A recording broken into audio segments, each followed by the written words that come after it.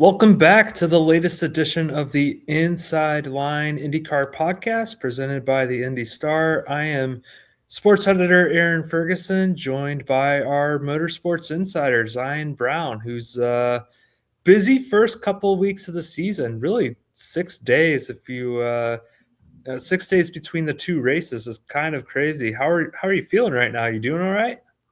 Yeah, I mean, I'm better than I was, 24 hours ago, right? I think the full Sunday to get back here in Indy and kind of rewind and watch a bit of the NASCAR race yesterday was definitely helpful. But yeah, I'm doing good. Ready to fly back out to Dallas in a couple of days here. Yeah, crazy. Three races in a span of, I think, 14 or 15 days here. An IndyCar start to a season unlike any that we've seen, which I think is both exciting. You've got two new tracks in there. They've incorporated NASCAR, both with the Truck Series racing in St. Pete and then the Cup Series there in Phoenix this weekend. I think one of the interesting things, and really where I want to start this conversation, is noted NASCAR guy Kenny Wallace was hyping up IndyCar, and I saw a clip where he was saying this has been a really beneficial weekend from IndyCar from the folks he was talking to. And I think one of the things that it's two things that Kenny pointed out that I thought were interesting. And one is obviously Fox is involved now as a one-third partner with Penske Entertainment in the series. But also just the fact that they're willing to pair NASCAR and its different series with IndyCar creates a lot more visibility, I think, for IndyCar as a series that maybe didn't have as many eyeballs on it. So you were there in Phoenix for a couple of days. Just what was kind of your takeaway, maybe from the fan split of what you were observing, and just what were the vibes like there in Phoenix? Well, so I wasn't there right in 2018, the last time that those last three races from 2016 to 2018 that IndyCar had in Phoenix. But I feel like it definitely helped so much to have the doubleheader with NASCAR, because I think there were a lot of fans there who might have came for NASCAR qualifying or whatever it may be, who weren't completely sure what to expect or what was going on with the IndyCar race. But they stuck around and they were excited to watch the IndyCar race on Saturday, which was an incredible race. And I will get more into the specifics of the race in a minute here. But I think it definitely helped a lot. And there are a lot of people there for sure. Like that was an environment somewhat similar to St. Pete as far as fanfare. Not the same. St. Pete, they've been used to having that now for 2 decades. So they know what to expect, at the beginning of March, end of February, every year there in St. Petersburg. Whereas, IndyCar is still trying to build this back up in Phoenix. But there were a lot of people there who were very excited to be there and very happy with what they saw and just the fanfare and everything that came with that IndyCar race there on Saturday. How do you think having the Cup Series versus the Truck Series, now that we've done that, back-to-back weeks, a little bit different crowd? I'm sure, obviously, the Truck Series has its fans, but the Cup Series is the crown jewel, obviously. Just was there like a different level of excitement? Just how would you compare the two weekends? See, that's hard to say because you knew for a fact that most of the people there in St. Pete were there for IndyCar. And then it's vice versa now this week in Phoenix because, Phoenix is one of the marquee speedways, one of the marquee races that they have in the NASCAR schedule. So it's hard to compare it necessarily because, like you said, the Truck Series and the Cup Series are obviously so different. The Cup Series is the big thing in NASCAR. It's what they market the most for good reason. And so there's definitely a difference there. But I think overall, we got to see a lot of fans kind of become fans of the other series in both races. I think, funnily enough, right, like last week, the truck race was more exciting than the IndyCar race was in St. Pete. Like, just let's being honest about it. The 12-second win that Alex Blow had wasn't going to, shock a lot of people or draw in a lot of new fans. And then I think you could say the other way around here in Phoenix this week, where I think the IndyCar race, the Good Adventures 250, was better than the NASCAR Cup Series race. And so that's not what you're expecting. And if these things continue past this year, I don't think we're going to get that every year where kind of the quote-unquote support race or the secondary race of the weekend is better than the main race. But I feel like that's kind of what we've seen throughout these first 2 weeks. The Oval King did it again. Josef Newgarden joked. I wasn't really even a joke, but he did say that he was really surprised of how it came together, just the way the race was going. But he did make note that even though there's only one race between his wins, it just seemed like it had been so long. Of course, you have the 6 month off season, and I guess he was surprised because that race he really was kind of just driving his way through traffic and like really avoiding any wreckage or anything. He was just kind of there existing until he really turned it on late and only 8 laps led in the race. And yeah, now he leads the series, which is incredible. Just what did you think about his drive and just kind of how he was able to take over there at the end to take the checkered? Yeah, I mean, I didn't get the sense that he was joking at all when he said he was surprised to win or like he didn't expect to win midway, because midway through that race, there's 2 or 3 names that you were considering in contention to win it, and he really wasn't one of them. He was still, up there, top 5, top 10, pretty much the whole time. But you weren't really looking at the speed of his car throughout the day and saying, okay, Joseph's going to be there for those last couple of laps, and then things kind of flipped on their heads. But it shows the poise he has on ovals just to know when to make the pass and when to lay back, which is something that ultimately I think decided the race. We'll get to more of that in a moment with what happened with Will Power and Christian Rasmussen. But he really knew what to do in that moment and when to pass and when to finally make that pass to get past Kyle Kirkwood and ultimately win the race. And again, a very strong week from Team Penske on an oval, right? Nothing we should be surprised about. And by the way, I got to clap it up for you, Aaron. You correctly did pick Josef Newgarden to win this race when we talked last week. And for good reason. Once again, his second time winning now in Phoenix. He just knew the right spots to pick. And when he was given a chance to win because of what happened elsewhere, he took it and he got the first win for himself and for Team Penske this year.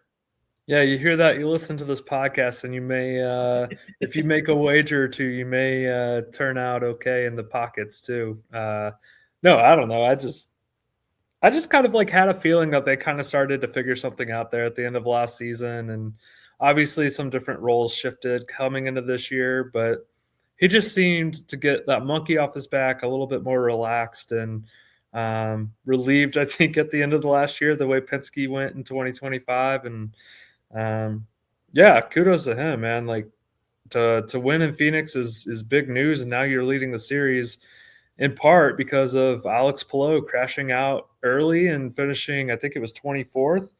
Yeah. And just has really opened this up for the entire paddock. And really, Joseph was asked about it, and he's like, "Well, it's only 2 races in, so you can't read much into it." But a little bit uncharacteristic from Mr. Perfect Palou.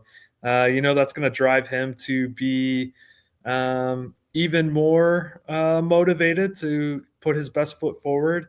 But what was kind of just the fallout of Alex and his race in Phoenix and his time there, and what should we expect from him moving forward heading into Arlington this weekend?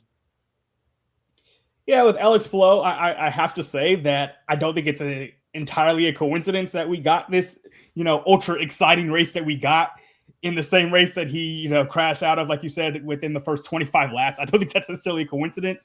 And that's not to say that he would have pulled away in this race, because he did qualify 10th. So, like, he wasn't qualifying high. And once again, it's an oval race, so you're not quite sure if that Chip Ganassi car is going to do as well as you may expect in an oval race.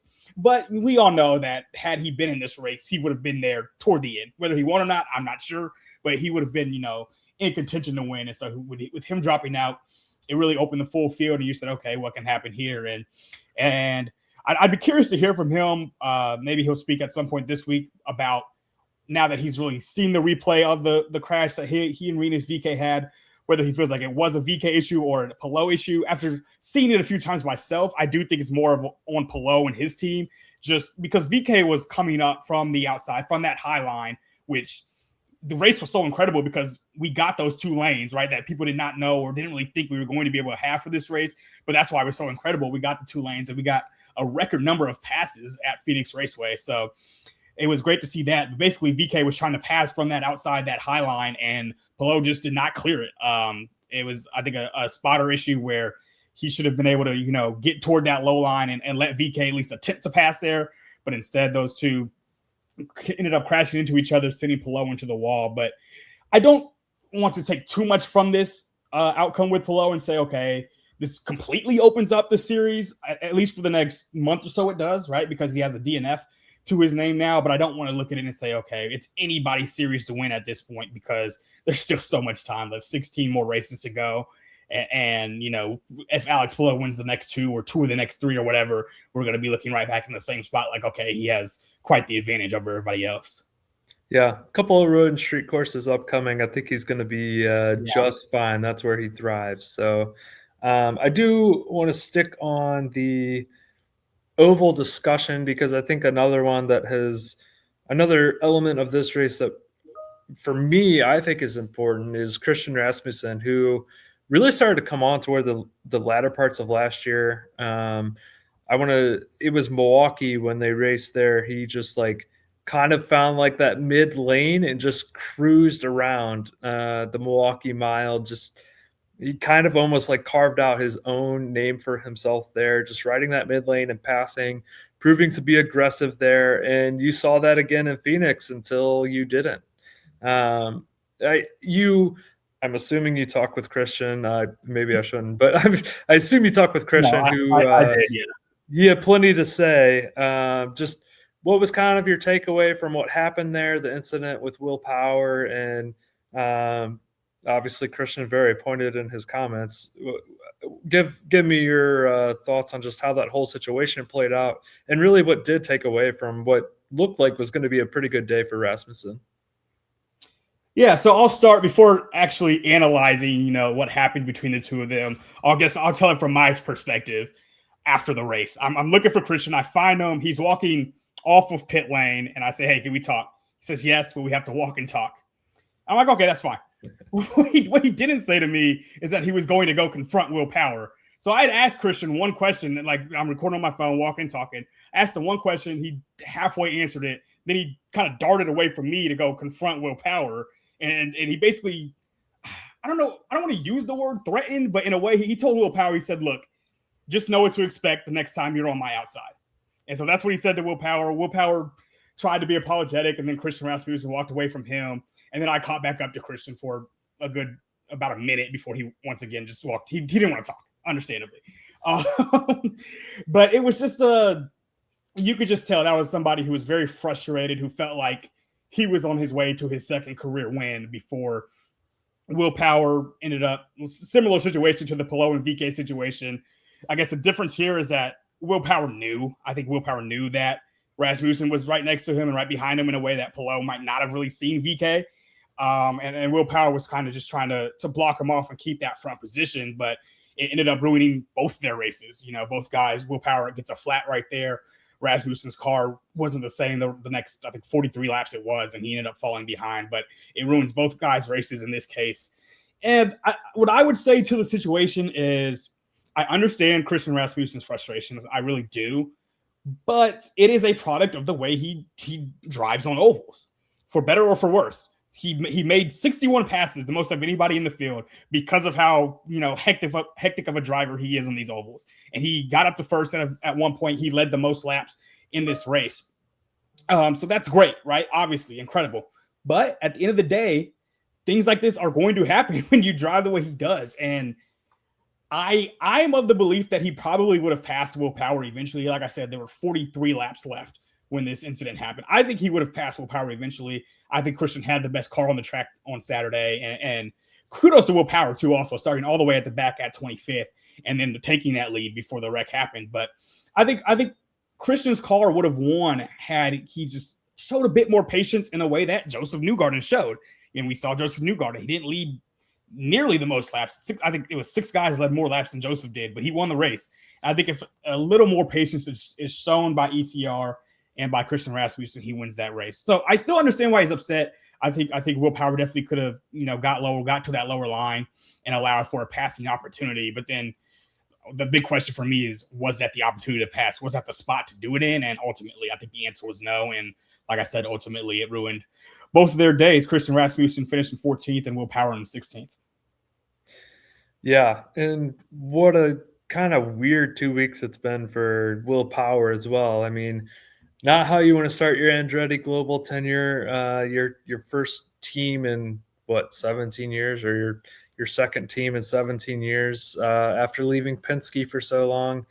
But It is an adjustment period for him too. Like he didn't get the keys to the car until January 1st, and he's got a whole new team to familiarize himself with. Had I think it's fair to say awful St. Petersburg weekend, just Yeah. from the issues he had in practice and qualifying and race day. I mean, his race was effectively over, but just to get reps in the car, they sent him back out there because he just really hadn't had a lot of reps in the car. And now this, and it's like, okay, like this isn't the willpower we know, but we suspect he's going to get there eventually, right? Right? Yeah, for sure. And I was very impressed by him on Saturday and by that car on Saturday. Just the way they were able to get to the front of the field. You just looked up and you're like, whoa, Will Power's top 10 now. Whoa, he's top 5. And before you knew it, he was leading the race. And like I said, at that moment in the race, I did absolutely believe it was going to come down to Will Power versus Christian Rasmussen. And I guess in a technical sense it did, but neither of them won the race, right? So I thought, 200 laps in with about 50 laps to go, I was like, okay, I think it's these two guys, and then maybe Kyle Kirkwood can sneak up, or maybe David Malukas can sneak up and get to the podium or get into a top 2 spot. So impressive stuff by Power and Andretti Global, but still kind of demoralizing to not finish on the podium with how hard he worked to even get to the front of the field at one point on Saturday. But I do think it's definitely more encouraging than what we saw in St. Pete, where, like you said, he finished, 20, 30 laps behind, however, big that gap was. More encouraging to see, okay, he put together a solid 200 plus laps before it kind of fell apart there at the end. I can't remember if we talked about this on air or off air last week, but I do want to know, was I right about the Phoenix airport when you land and you get in and the doors open and it's a different kind of heat that hits you? Or what was your first impression of Phoenix when you landed? It was definitely, like you said, a different type of heat. It's the dry heat. For me, I kind of liked it because it's springtime. I'll keep in mind, I'm not there in the summer, so it's not 100 degrees. It was like mid 70s, maybe low 80s throughout the week. But I liked it because I wasn't sweating as I walked around the track and walked around pit lane. And I hate, especially because, I do the hits on camera after the day ends. And I'm like last week in St. Pete, the one I did on Sunday, by like 3 minutes into that recap video on YouTube, you could start to see some sweat dripping down my face. This week, no sweat because it's the dry heat versus the humid heat where you get that sweat coming down. But you could definitely feel the dryness, after going around and talking to people. And like one of the questions I asked Christian Rasmussen, he misheard me. He thought I asked how exciting the end of the race was, and I asked how upsetting it was. And those are two different words, completely different adjectives. And so, like, something like that, that's because my mouth was dry and I probably did not enunciate as clearly as I needed to in that situation. But it wasn't too bad, though, because of the spring weather. Yeah, I guess if you're getting there and it's like in the 70s and 80s, it's a little different than when I got there and it was like 110. And I was like, oh, this is different. But yeah, no, totally understandable. Phoenix, it was obviously Josef Newgarden who won, Kyle Kirkwood, David Malukas, Pato O'Ward, Marcus Armstrong in the top 5 there.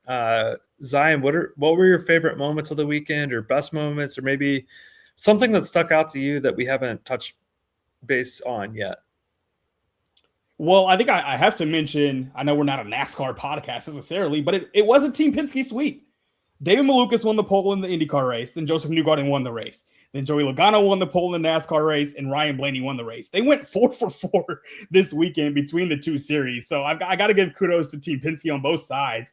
Just looking at it and saying, I mean, congrats and kudos to what you guys were able to do with those two teams. It was truly a Team Penske weekend throughout the weekend. And just staying on that topic, I think it was incredible to see all 3 Team Penske cars do well in this race on the IndyCar side, 3 top 10s for them. I think it really leads to going into May when we get to the 500 and it's saying, okay, once again, I wouldn't listen to this podcast for wagering ideas, but I don't think it'd be a bad idea to bet on any of the 3 Team Penske cars to win the 500 because they looked very strong on this oval here.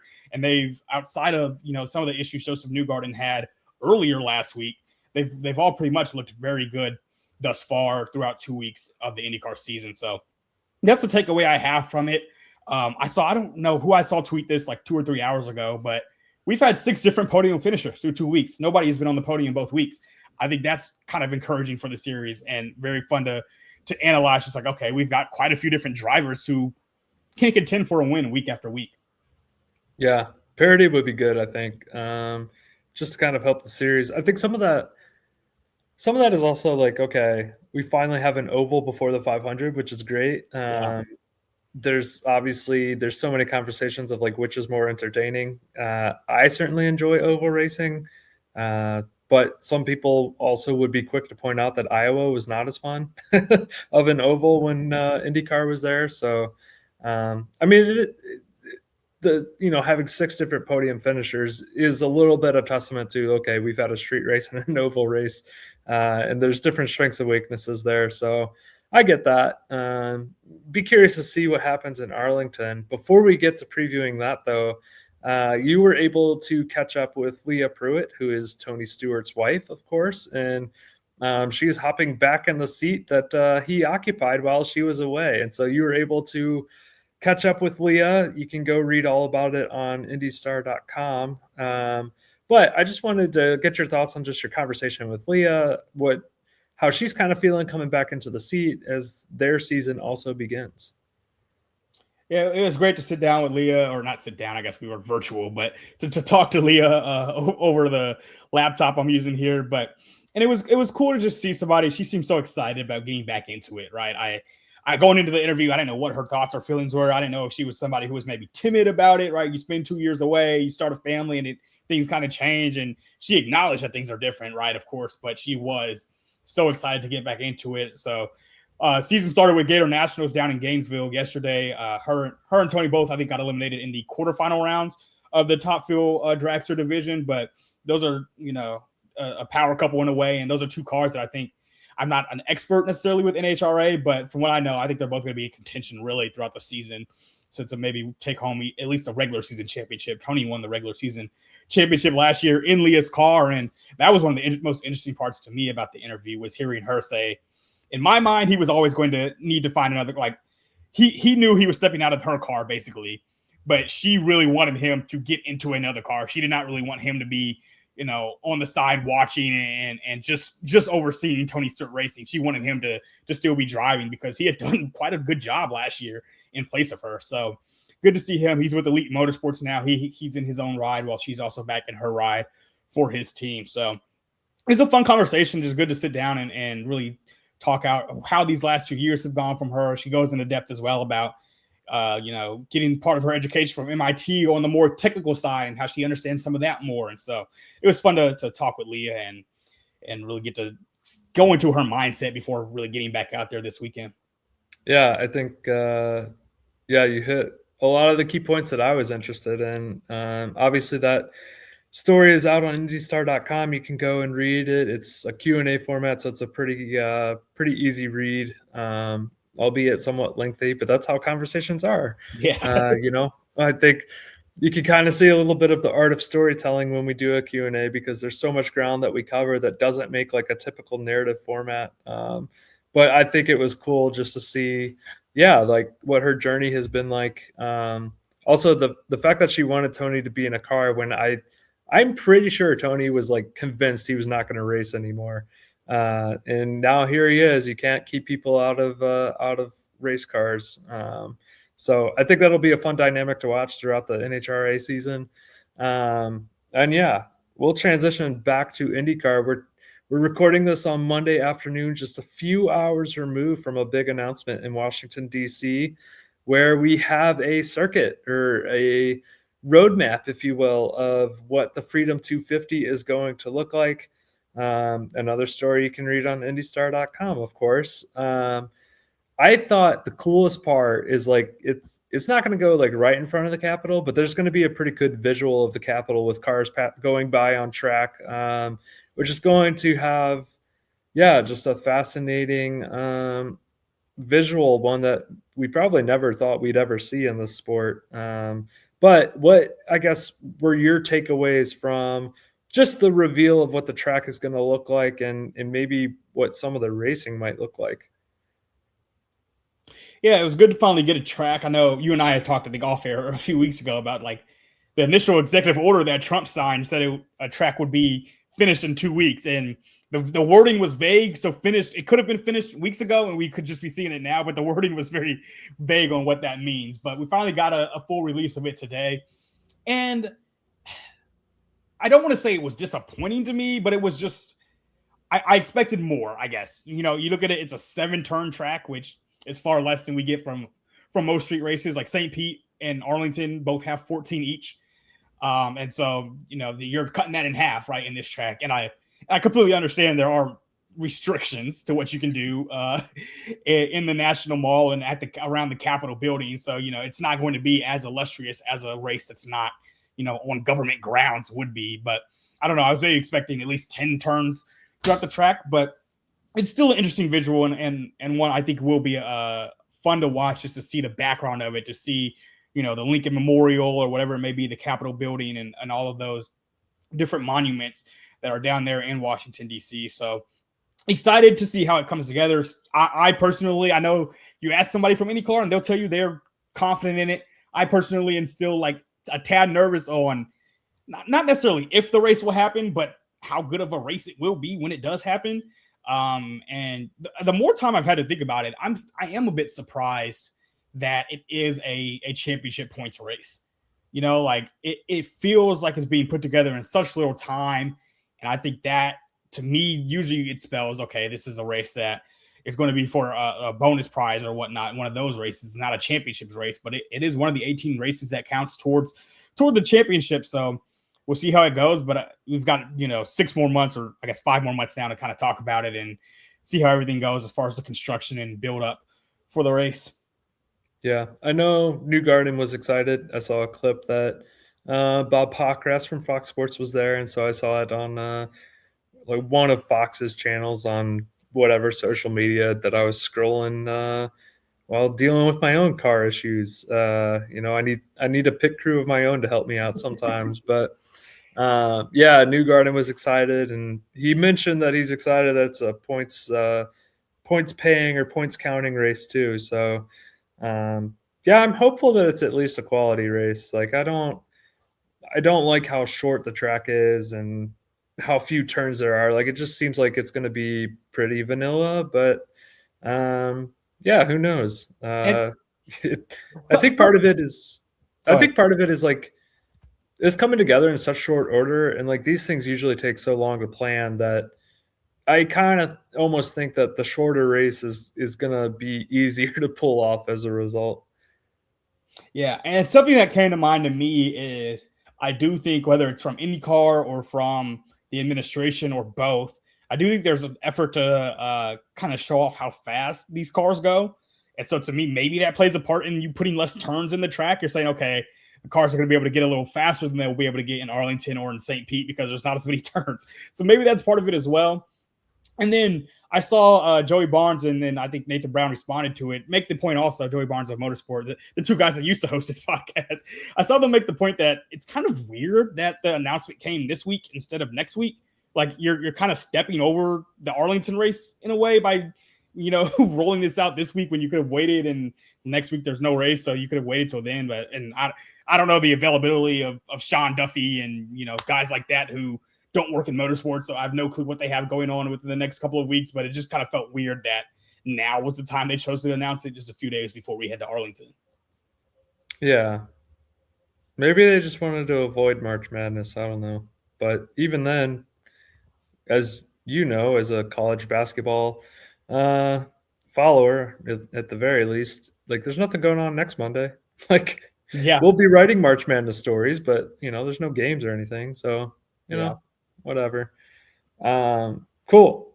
Now the attention does turn to Arlington this week, and I think there's a lot of interesting points here. I know this is a big week, especially going to Texas for Arrow McLaren. They've talked to us personally about it. Just they have like a fan event going up Wednesday night that they're have high hopes for. I think it's the first that they've done, or like the biggest that they've done or something. But they're really hopeful to like connect with a lot of fans and really reach a new IndyCar market. There's been a lot of momentum here with 2 races in 6 days and going back to Phoenix and having just a whole new world of fans that we talked about earlier. But I think racing is big in Texas, right? You've got the Circuit of the Americas there, F1's there, NASCAR goes there. Like now it's IndyCar's turn, and to see what kind of racing audience they can secure there. Um, I know Pato Award has talked a little bit too about how important of a race this is for him, not just to connect with fans, but of course, is close to Mexico, and so he knows that he really wants to do a good job there as well. Just what's kind of your big thing that you're watching heading into this weekend? Yeah, on that point with Pato, I definitely expect there to be quite a few Pato. I mean, every race you go to, there's quite a few Pato fans, but this one's going to be. I expect even more for him this weekend. I'm expecting a fun event. I honestly am, and I think we're all hoping for something fun. I like the track, right? I think the track looks nice, and it's going around Globe Life Field and around Jerry World, and so it'll be cool to see those visuals as well. But I'm just really excited and curious to see which driver gets accustomed to this new track the most when it comes to Friday and Saturday, because I think that will be mightily important in a new street race. Anytime you have a new street race, it's like, okay, what is this going to look like? Who's going to get adjusted to it the best and the most? So I think it'll be a fun weekend, and I am hoping we get a great race, and that none of those concerns that come with year one of street races really bear their ugly head here to start this one. Yeah, a lot of unfamiliarity too. Like, Yeah. as you're saying that, my mind is churning, and I'm like, what do the sim cars look like? Like, how do they simulate this when it's a track they've never been to? Like, maybe I should go to McLaren and see if I can poke around with TK Tony Kanaan to see what the sim rig looks like. Just because I think so much of that is going through those simulations, and having not known the track, like I am a little bit curious, like how that kind of plays into things. Yeah, maybe a story idea. um, the one of the changes for this weekend is to qualifying, and is it just the Fast Six single car qualifying? Is it just Fast Six? Yes. Yeah, I mean, I I like it. Like, I'm curious to see how this goes. It really allows cars to. I think it allows them to push without worry of other people being on track. Yeah, I don't know. What do you think? It's very interesting that they're kind of like, I think, making this race the guinea pig almost to see if they want to do this going forward. I'm not sure why exactly they decided this race would be the guinea pig for it, but I'm curious to see what drivers feel about it, right? And that's something I'll ask once I get up there on Thursday and Friday, just asking drivers how they feel about this format for qualifying. But I think it'll make it a little more fun in a way. Like you said, you can just go full throttle and don't have to worry about passing and where other cars are on the track once you get to that Fast Six round. And so I don't know how much it'll affect the actual race outside of just qualifying position. And like you said, it's only for the Fast Six, so it's guys that'll be qualified toward the first few rows anyway. But I'll be curious to see fan reactions to that and just how drivers feel about doing the single lap Fast Six qualifying. But I definitely think it'll make it more fun once we get toward that end. It's like, okay, these are the guys who made it to Fast Six, and now it's just go, go, go. Let's see who has the best lap.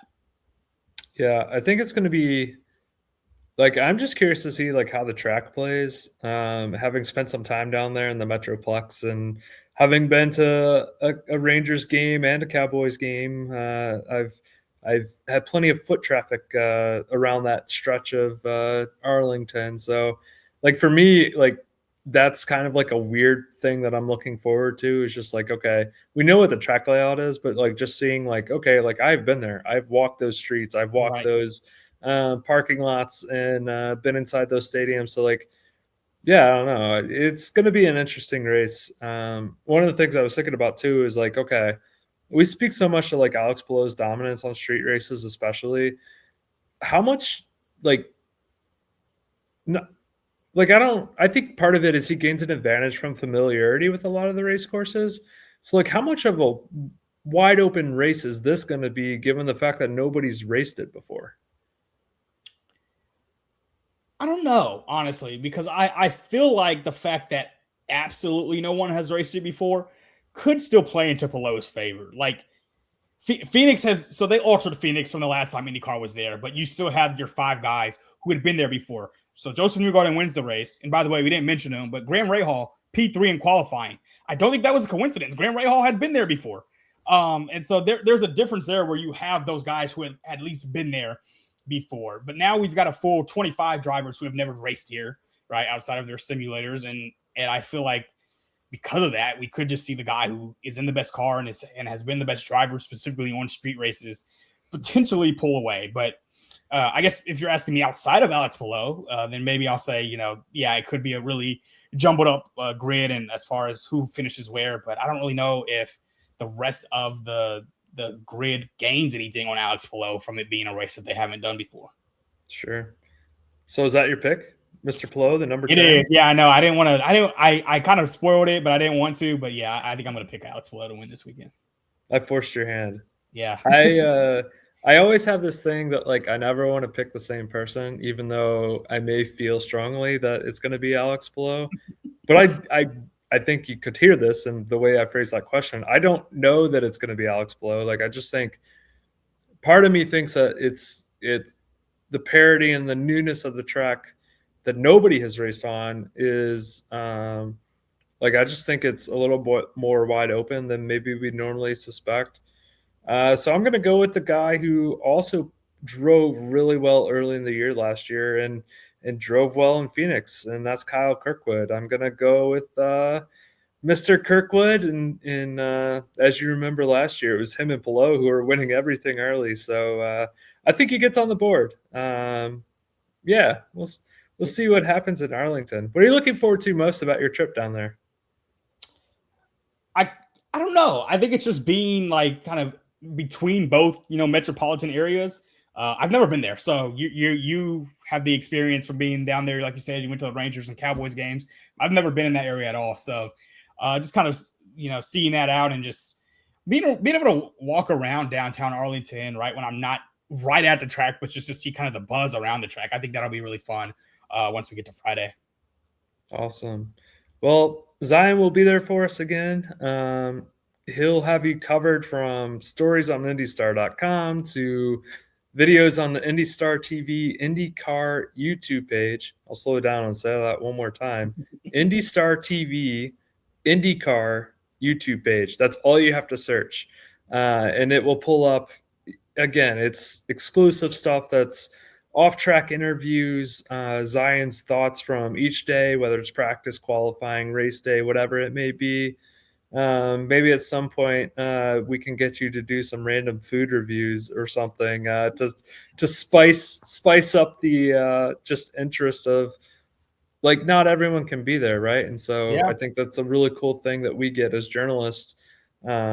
As people ask me all the time, what is this like? What is this like? And to me, it's like, it's just work. It's just another day. But like, I think that's a cool thing that we get to do is we get to take people behind the track or behind the field or the court or whatever it may be. And yeah, so that's a great opportunity for people who also want to follow IndyCar and have a little bit more of a visual experience and hear directly from Zion.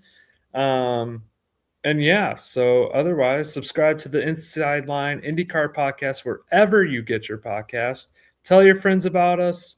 Follow us on social media. Please subscribe to IndyStar.com for all of Zion's writings and our great team of writers who cover all things college, pro, whatever it may be, NFL free agencies going on.